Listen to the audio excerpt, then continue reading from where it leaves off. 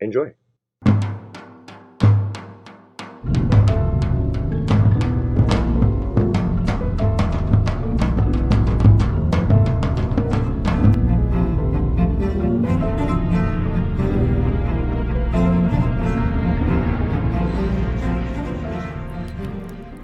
The American Revolution. We often picture grand battles, famous generals, and noble ideals.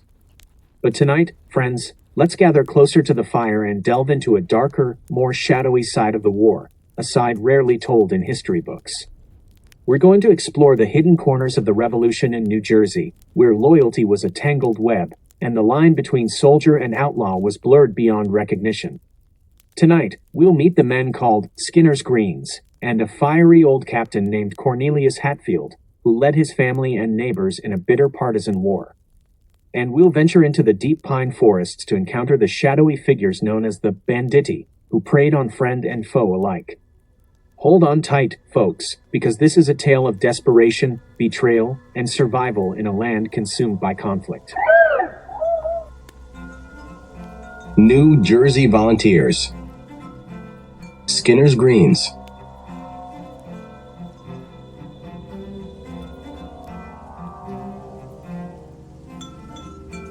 The New Jersey Volunteers, also known as Skinner's Greens, were a British provincial military unit of Loyalists raised by Brigadier General Cortlandt Skinner during the American Revolutionary War.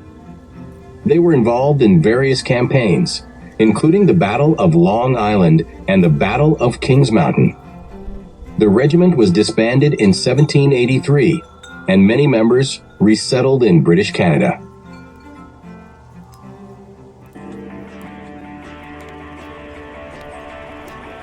Quote, Pine robbers were loosely organized criminal gangs and marauders who were British sympathizers and loyalists during the American Revolutionary War and used the Pine Barrens of New Jersey to wreak havoc in the area. The Pine Barrens created densely forested terrain where concealment of guerrilla and criminal activities could easily be carried out. So, unlike many Tories who feigned friendship by day and were enemies of the Patriots by night, the Pine robbers were disgruntled British sailors, local outlaws, and immoral opportunists.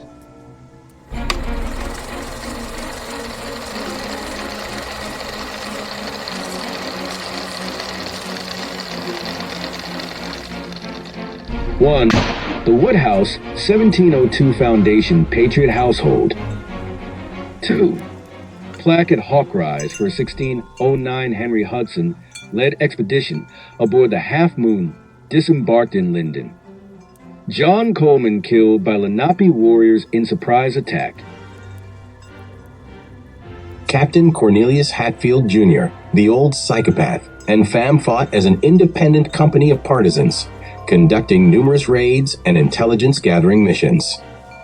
Hatfield was known for his aggressive tactics and operated from British-held Staten Island. Hatfield's company, comprised of roughly a dozen men, He was considered a significant threat by the Continental Army and a ticking time bomb by other irregular force commanders, such as John Graves Simcoe. BAM!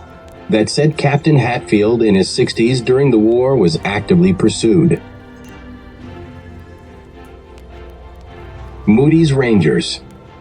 James Moody was a notorious Loyalist leader who led a group of raiders on several irregular operations, as well as in support of the regular army.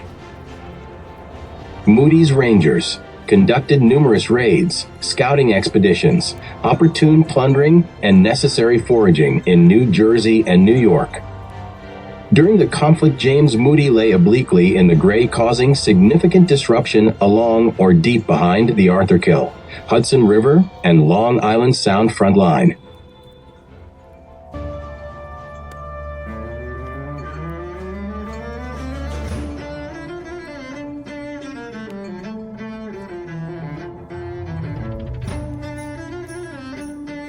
As the embers of our campfire die down and the shadows grow longer, we're left with a chilling reminder of the true cost of war.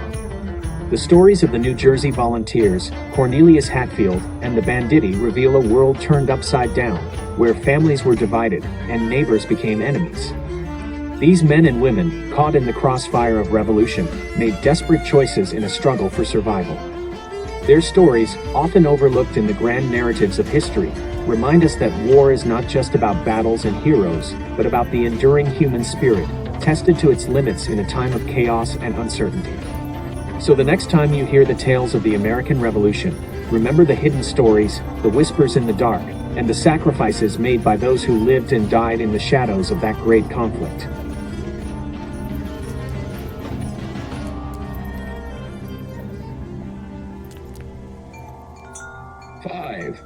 The first public schoolhouse in NJ School 5.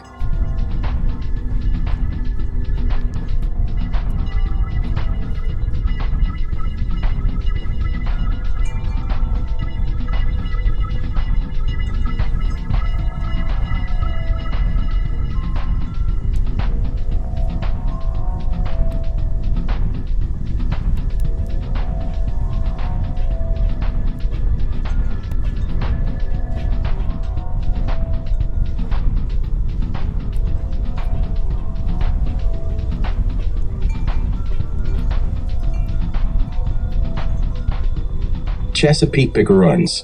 These were boat-based raiders who operated along the shores of Virginia and Maryland, but their activities sometimes extended to other coastal areas.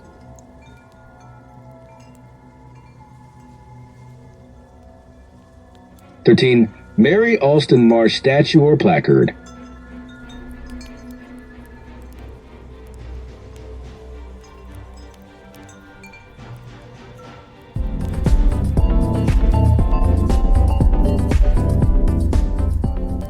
The Banditti were soldier-straggler plunderers.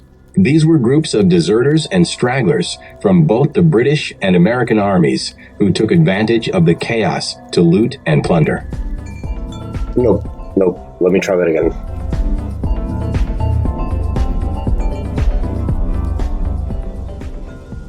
The use of banditti highlight the constant state of unrest and the strategic importance of New Jersey during the Revolutionary War. The banditti were roving bands of raiders and outlaws who operated in areas not fully controlled by either the British or American forces during the American Revolution. They were often composed of Loyalist refugees and displaced individuals who took advantage of the chaos of war to plunder and terrorize local communities. These banditti engaged in theft, robbery, and violence, targeting both Patriot and Loyalist homes and properties. Their actions created a climate of fear and instability, making life difficult for civilians caught in the conflict. The banditti phenomenon was particularly prevalent in regions like New Jersey, where the back-and-forth struggles of the regular armies created opportunities for such irregular activities. These groups played a crucial role in the conflict, contributing to the instability and lawlessness in the region. Their actions often had a significant impact on local communities and the overall war effort.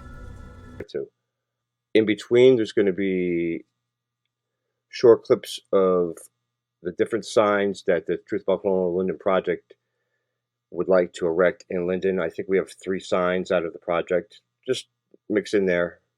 I'm recording this after I put the other part together. Appreciate if you liked what we're doing here. It took 5 years, but I'm ready to actually start the Truth About Colonial Linden Project, which was the phase 1 is the signs and the documentary. And while I'm getting the funding and the okays and everything I need to put these signs up, relative to the documentary film project, like these groups that we're going to be talking about now aren't the major focus. They're not our examination, but they are in the scope. I'm trying to put together a script that puts a lot more information out, the visual medium, than we even say. There's a lot to this project. There's a lot to this film. It's something I've been working towards for a very long time. So I appreciate all the support I've gotten over the years. Thanks for your time.